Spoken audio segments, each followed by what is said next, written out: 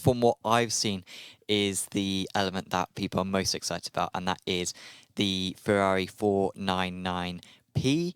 Not a GTP car, but is an LMH car. And of course, it's quite a big surprise, I'd say, because we've got a very good roster of GTP cars, and we're expecting that roster to continue to grow. But we've now got a first WEC-only car, and you are right. It's not a GTP, and iRacing went out of its way to make sure, obviously, it's an IMSA-based game, to class them as GTPs. So I'd be interested to see what they do with that on the class. I mean, I assume they're going to call it a GTP and just wing it. I mean, will it become a GTP if it comes to IMSA in real life? I doubt. If it came to IMSA in real life, I mean, they wouldn't be allowed to classify it. They wouldn't be allowed to call it a GTP if. Well, I think GTP is an all-encompassing LMH, LMDH. I think. I guess so. I guess because LMDH is Daytona hybrid, isn't it? Correct. I guess GTP isn't necessarily IMSA focused, right? But no, it was a big surprise. I mean, I'm not surprised they didn't have access to the car. I was fully aware that Le Mans Ultimate didn't own the rights to the cars, but obviously the license iRacing's putting them in is outside of the IMSA scope. Like, they've done so well. I'm not against this. I'm completely for it. But I'm just saying they ditched off ESS, ILMS died. Like, everything around GTPs is dead. The only place you can drive GTPs and iRacing is IMSA, and you know they have a close spot. I think was it NASCAR own IMSA, and in NASCAR it basically is iRacing. It's a nice surprise, a very nice surprise. I'm going to be interested to see what they do with the deployment, because I mean, our deployment is completely fantasy land. Like, what we have in iRacing is nothing like real life. Like, it's at all nothing like real life. And now we've got a LMH landing. I'm interested to see what they do. I suspect nothing, and that's why we have the fantasy boost system, so that they can be like, yeah, like, we'll let both use it. Yeah. We had to make a compromise in order to. Yeah. Like, if we're allowed these cars now, that means we're going to be getting the what's it called? What's the one without the battery? Perhaps chat knows. But yeah, no, you're right in terms of like the other cars, like the Peugeot, if they're staying in it, the Alpine and all the other LMHs, all of a sudden are maybe on the cards for being added. Yeah, in the future. Yeah, I say, I knew Motorsport Games didn't own the rights to have them. I mean, they did in a sense. If you wanted to use them for a WEC championship, they own the cars. But I was just assumed IMSA was so close. Like, but yeah, it's great. It's going to be a fantastic car. It's a big roster. It's a lot of cars now. I remember when.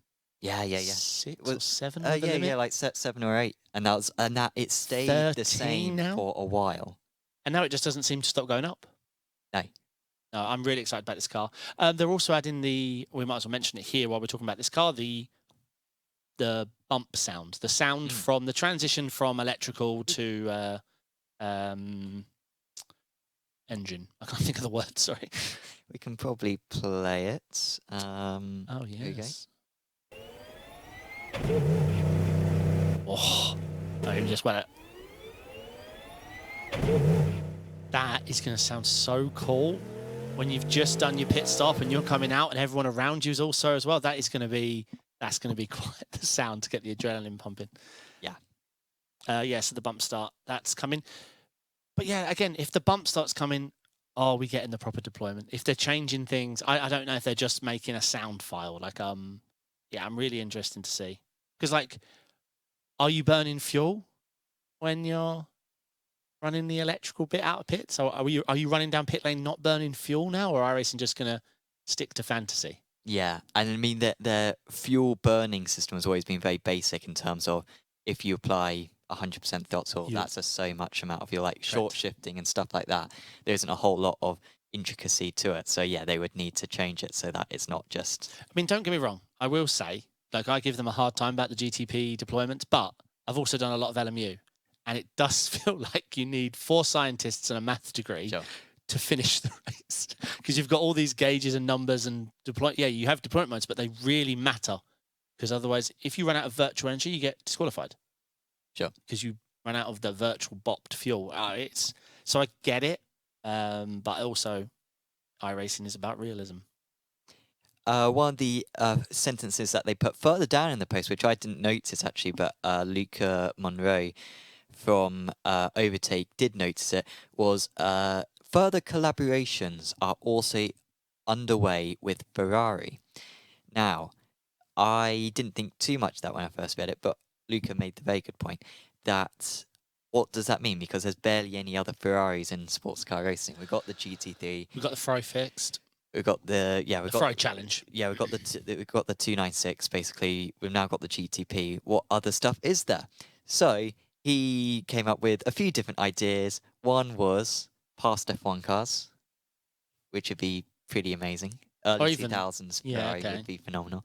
There is another 296. There's a 296 challenge car, which has its own like regional championships, which has a bit more power but a bit less downforce. So could be that. And then the third idea, which was a bit of a wild card, was Fiorano being added, Ferrari's test track, which they own. So he didn't mention about the modern F1 car like we have the Mercedes. I think he included that, I was but gonna I say, yeah, disregarded that straight away because That's obvious. I wouldn't want that. So of all Yeah. the things that they could add, that would be the worst thing that they could add would be. It'd be nice to know the strategies and pit stop in that car to show them it can be done. But Yeah, well, maybe that's one of the symptoms of it, that you get brain fade Yeah, whenever you exactly. jump into the car. yeah, But yeah, I'd love an early 2000s F1 car. The '09 Williams is very good. still my favourite F1 game of all time was the one that had all the legacy cars. Oh my god, F1 2013. Yeah, that's still my favourite. Still my go-to because I like jumping in an old car, taking around Monaco in the wet, and realise I have no talent. And how did they do this? So would you like something from, would you like a V12 from the early 90s? Of course I would, but I'm of the opinion iRacing is not good enough to handle fast cars, and I still stick with it. When you're going that quick, the netcode model, I just don't enjoy it, so I don't do it.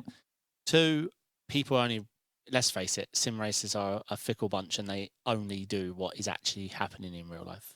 Look at GTEs. It got announced, we're not going to run GTEs for WEC next season. None of them watch WEC. No. Especially, pre the last couple of years. And then they all stopped driving GTE. So that's sim races. But I think, well, GTE's coming back though, a bit, like it's decently popular again now. So maybe the nostalgia is strong enough that people will jump into it. Yeah, I would be down for the F2004. I would be as well. Added. But yeah, I'm at the point of I don't want iRacing to get more. I want it to get focused. I don't mind adding a car to a class, fine. But adding a car for another series, please, can we just take a year off and just focus down a bit? We don't have the numbers to keep diversifying. The next update was Acura GT3. The NSX.